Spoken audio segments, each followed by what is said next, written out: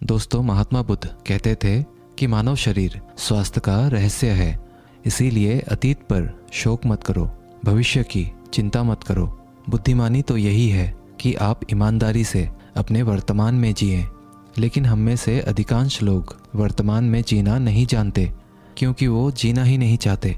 उन्हें तो अपने बीते हुए कल की चिंता करनी है, आने वाले भविष्य की चिंता करनी है। और यदि आप वर्तमान में जी सकते हैं तो कोशिश करके देख लो, आपका मन और आपका शरीर पूरी तरह से स्वस्थ हो जाएगा। एक बार जब आप वर्तमान में जीने लगते हैं तो ना ही आपको अतीत के बीतने का दुख होता है और ना ही आने वाले भविष्य की कोई चिंता रह जाती है, बल्कि वर्तमान में चलने वाली आपके सांसें भी आपको वह आनंद देगी जो आज से पहले आपने कभी भी अनुभव नहीं किया होगा। दोस्तों, आज की ये कहानी हमें कुछ ऐसा ज्ञान देने वाली है जिसे पूरा सुन लेने के बाद आप अपने भूतकाल और अपने भविष्य काल को कहीं पीछे छोड़कर वर्तमान में जीना सीख जाएंगे। तो ये कहानी शुरू होती है एक व्यक्ति से। वो व्यक्ति अपने जीवन में बहुत दुखी था, बहुत परेशान था। वह एक पहाड़ की चट्टान पर बैठकर रो रहा था, बिलख रहा था। तभी वहाँ से एक बौद्ध भिक्षु गुजर रहे थे। उसे रोता देख वो बौद्ध भिक्षु उस व्यक्ति के पास गए और उससे कहने लगे, क्या तुम यहाँ से कूदकर अपनी जान देने की सोच रहे हो? वो व्यक्ति कहता है, आपने बिल्कुल सही जाना, लेकिन आपको इससे क्या फ़र्क पड़ता है? ये मेरा जीवन है, मैं इसके साथ जो चाहूँ वो करूँ। तभी वो बौद्ध भिक्षु उस व्यक्ति से कहते हैं, तो फिर अभी तक बैठकर रो क्यों रहे हो? अगर तुम्हें अपनी जान लेनी ही है तो यहाँ बैठकर रोने से क्या फ़ायदा? इस बात को सुनकर वो व्यक्ति थोड़ा सा क्रोधित हो जाता है और उस बौद्ध भिक्षु से कहता है, देखिए महाराज, मैं यहाँ पर जो करने आया हूँ वो तो मैं करूँगा ही, लेकिन आपको इसमें दखल अंदाजी करने की कोई ज़रूरत नहीं। इतना कहते ही वो व्यक्ति फूट फूट कर रोने लगता है। तभी वो बौद्ध भिक्षु उससे कहते हैं, अच्छा ये बताओ, क्या तुम सब कुछ छोड़ आए हो या फिर अपने साथ कुछ लाए हो? तभी वो व्यक्ति बौद्ध भिक्षु को जवाब देते हुए कहता है, हे गुरुदेव, मैं सब कुछ छोड़ आया हूँ। मेरे पास अब कुछ नहीं है और ना ही मेरे पास इस वक्त कुछ खोने के लिए बचा है, तो फिर भला मैं जी कर क्या करूँगा?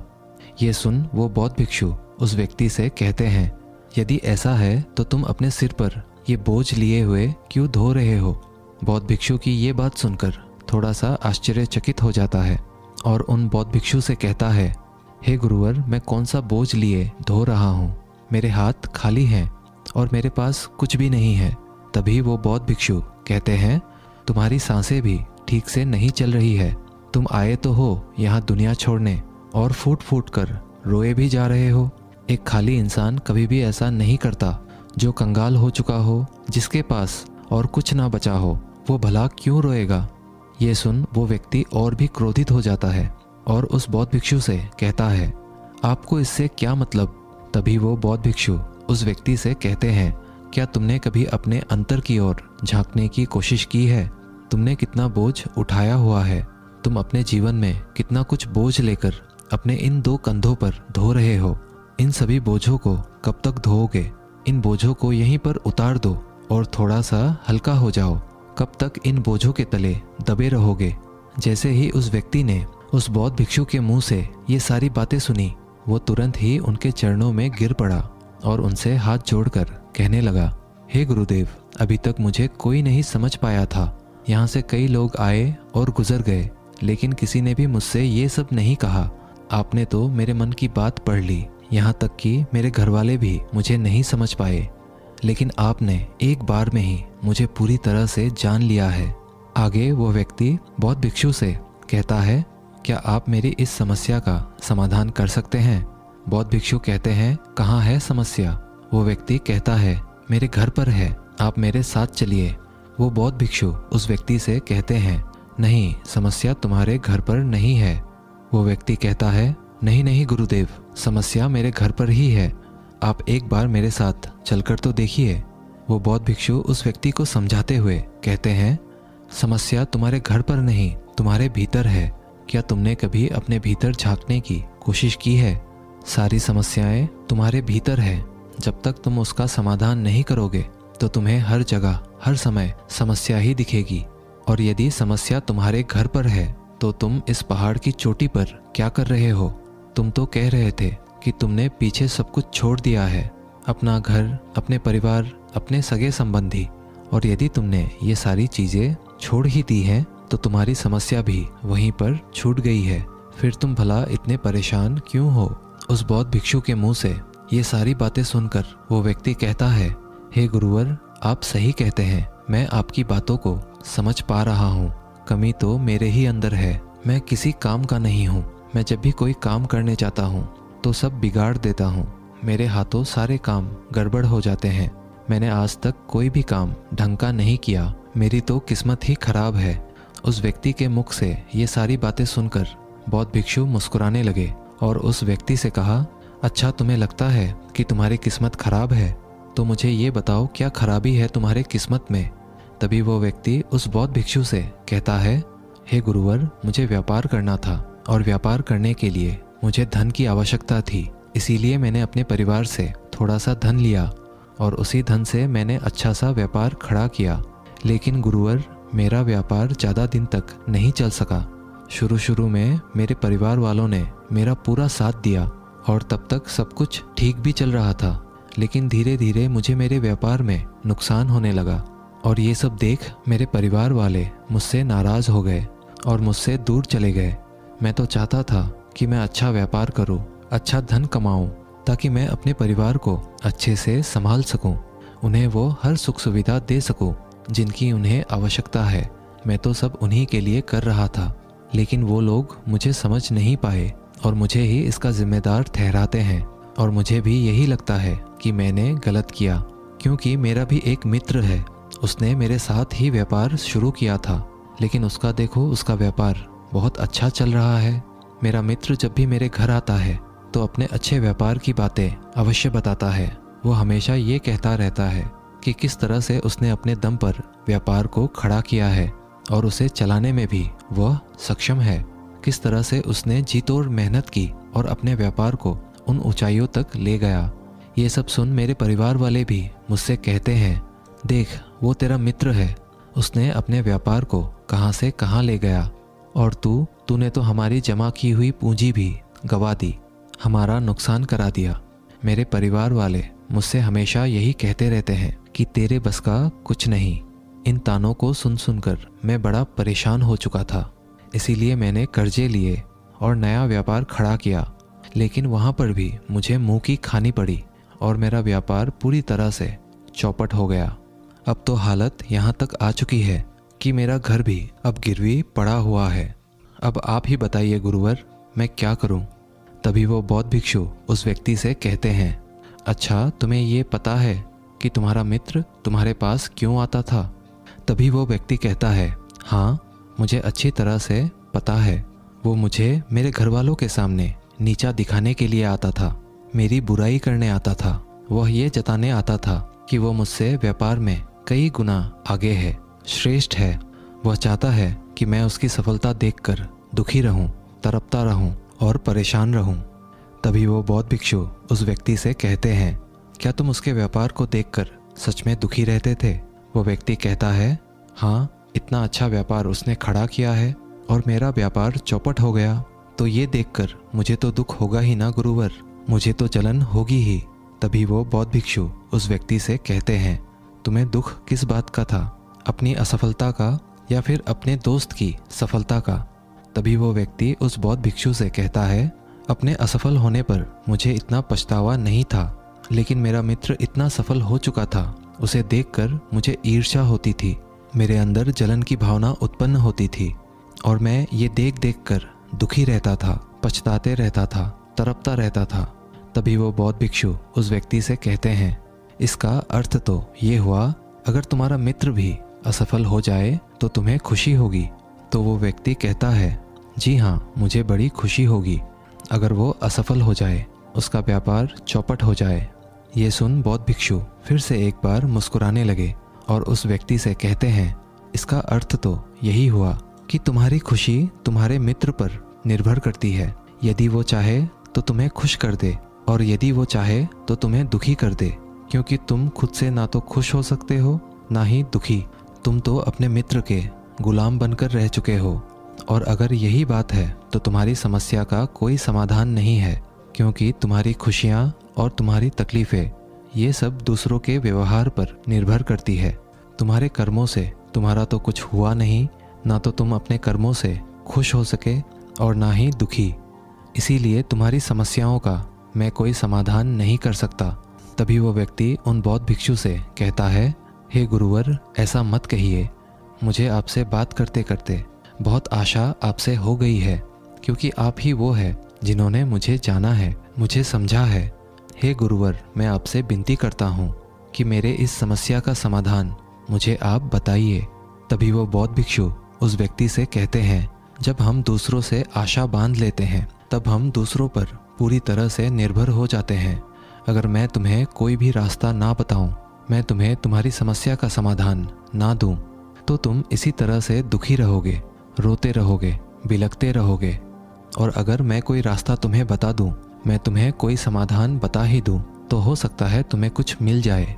लेकिन एक बात हमेशा याद रखना कि जो तुम्हारा मित्र तुम्हारे घर पर आता है, यह तुम्हें बताने के लिए कि किस तरह से उसने अपने व्यापार में वृद्धि की, किस तरह से उसने कड़ी मेहनत की, जो तुम्हें दुखी करने आता है। लेकिन क्या तुमने कभी गौर किया है, तुम्हारा मित्र बात तो सच्ची ही कह रहा है कि किस तरह से उसने अपने जीवन में वह संघर्ष किया और उस मुकाम तक पहुंचा है। तो उसने अपने अनुभव की ही बात तो तुम्हें बताई है। अब चाहो तो तुम उस अनुभव का इस्तेमाल कर सकते हो, या फिर तुम उस अनुभव को व्यर्थ ही जाने दे सकते हो और अपने मन में ईर्ष्या जैसे भाव उत्पन्न कर सकते हो। समझदारी तो इसी में है कि जब वो तुम्हें अपने अनुभव के बारे में बता रहा है कि किस तरह से उसने संघर्ष किया है अपने जीवन में अपने व्यापार को उस ऊंचाई तक पहुंचाने के लिए, तो तुम अपने बुद्धि का इस्तेमाल करो, उसके अनुभव का इस्तेमाल करो, उसके ज्ञान का इस्तेमाल करो। तुम्हें तो खुश होना चाहिए। तुम्हें जो अनुभव चाहिए था तुम्हारा मित्र आकर तुम्हें घर पर ही दे रहा है, और इस पर तो तुम्हें अपने मित्र का आभार प्रकट करना चाहिए, क्योंकि घर बैठे बैठे तुम्हें वह अनुभव प्राप्त हो रहा है जो तुम अपने जीवन से प्राप्त नहीं कर सके। इसीलिए आगे बढ़ो, संघर्ष करो, उस अनुभव का इस्तेमाल करो और कभी हार मत मानो, क्योंकि समय की एक खूबी है, समय चाहे कैसा भी हो बदल जरूर जाता है। इसीलिए समय चाहे जैसा भी हो, अच्छा या बुरा, दोनों का गुजरना तय है। लेकिन सबसे ज़रूरी यहाँ पर समझने वाली बात यह है कि इन दोनों वक्त को देखने के लिए तुम्हारा जीवित रहना आवश्यक है। और जब तुम्हारा अच्छा वक्त शुरू होगा, तुम अपने संघर्ष से अपने व्यापार को खड़ा करोगे और अपने व्यापार को उन ऊंचाइयों तक ले जाओगे। तब वही तुम्हारे मित्र तुम्हारी सफलता की नहीं, तुम्हारी असफलता के गुण गाएंगे, ताकि तुम उन्हीं की तरह कोई गलत निर्णय लो और तुम उन्हीं की तरह बर्बाद हो जाओ। तो यहाँ पर तुम्हें अपनी बुद्धि का इस्तेमाल करना होगा। तुम्हें उनकी बातों पर ध्यान ना दे करके बल्कि अपने बुद्धि का प्रयोग करना होगा, क्योंकि उस समय वे तुम्हें सुखी नहीं दुखी करने आएंगे, क्योंकि उसे भी तुम्हें दुखी देखकर उतना ही मज़ा आएगा जितना कि तुम्हें उसे दुखी देखकर आएगा। ये सारी बातें सुन वो व्यक्ति उस बौद्ध भिक्षु से कहता है, हे गुरुवर, आप बिल्कुल ठीक कह रहे हो। मेरे जीवन को मैं नहीं चला रहा, बल्कि मेरे सगे संबंधी और मित्र चला रहे हैं, जो मेरे जीवन में सुख और दुख भरे जा रहे हैं।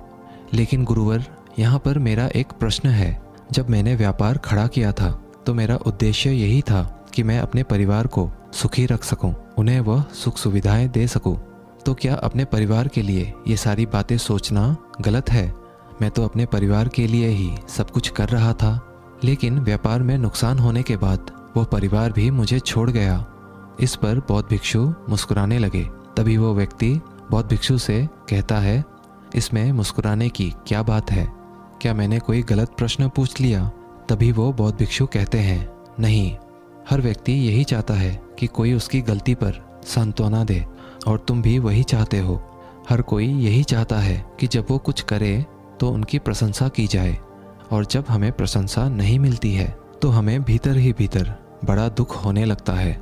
हमारे मन को एक ठेस पहुंचती है, और तब हमारे मन में ये भाव उत्पन्न होने लगता है कि इस दुनिया में सभी मतलबी हैं, सभी अपने मतलब के लिए जीते हैं, सभी अपने मतलब के लिए काम करते हैं।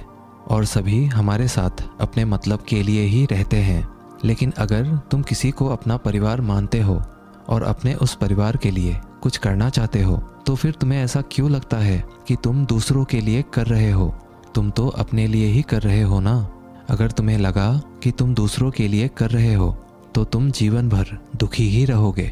और जब तुम्हें लगेगा तुम अपने लिए कर रहे हो, तब तुम्हें एक अजीब सी खुशी प्राप्त होगी और तुम हमेशा खुश रहोगे।